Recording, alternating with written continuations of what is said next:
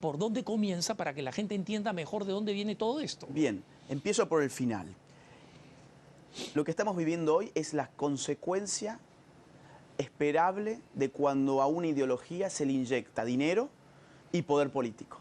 Por más absurda que sea esa ideología, porque de hecho la ideología de género es un absurdo en sí mismo, suponer que mi autopercepción constituye mi realidad es un absurdo, desde cualquier punto de vista, filosófico, científico, etc.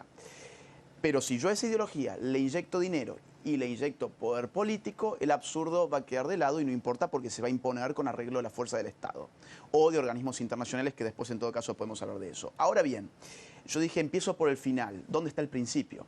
El principio está hace 2 años, cuando los padres empezaron a ver esto en los manuales de educación sexual, hace 3 años, 4 años, no. El inicio de esto está a mediados del siglo pasado. Es decir, esto ha sido un largo proceso. La ideología de género empieza a gestarse a partir de la mitad del siglo XX en los países más avanzados, los que desde América Latina a veces llamamos el primer mundo, en un contexto en el cual intelectuales que provenían de las izquierdas se desencantaron con la idea de que la revolución que ellos proponían podía movilizar a la clase obrera. La izquierda en ese entonces, digamos, pensemos en la Guerra Fría, ¿no? La izquierda en ese momento tenía una matriz ideológica en la cual se suponía que la revolución del socialismo iba a venir de la mano de la clase obrera que se iba a levantar contra los patrones. Ahora muy bien, pensemos en Estados Unidos, década del 50-60. ¿Los obreros se levantaron contra los patrones? No. ¿En Alemania Occidental pasó lo mismo? No.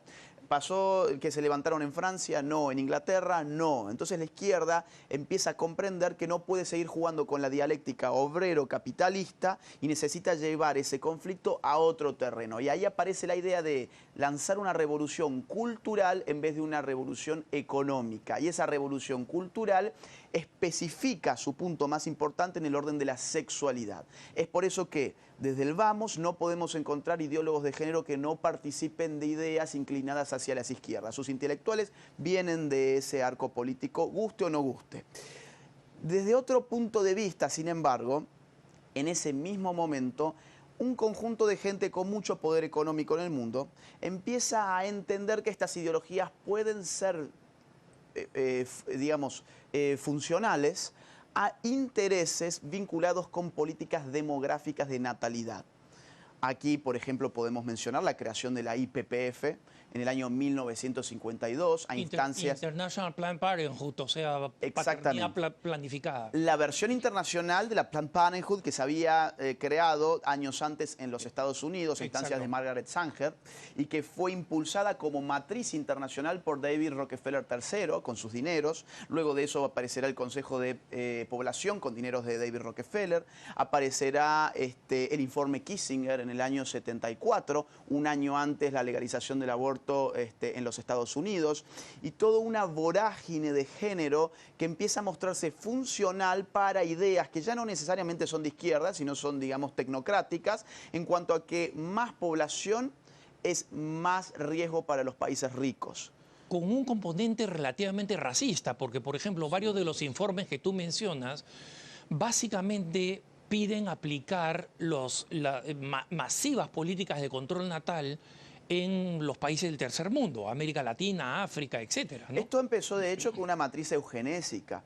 A ver, Margaret Sanger formaba parte de ligas eugenésicas, la gente que ocupaba los puestos de poder de las fundaciones de los Rockefeller era gente vinculada con el movimiento eugenésico mundial, y era gente que concebía el aborto no como el derecho de la mujer a disponer de su cuerpo, como se dice hoy en día, sino que se lo concebía como una forma de mejorar la genética humana. Hay una frase célebre en el caso de Margaret Sanger, una de las feministas más importantes de los Estados Unidos, que es: más hijos para los aptos, menos hijos para los ineptos. Y los ineptos a veces eran, por ejemplo, la gente de color, los hispanos. Por eso es que hoy, por ejemplo, incluso hoy, cuando uno dona dinero en Planned Parenthood, puede solicitar que su dinero sea aplicado en abortos de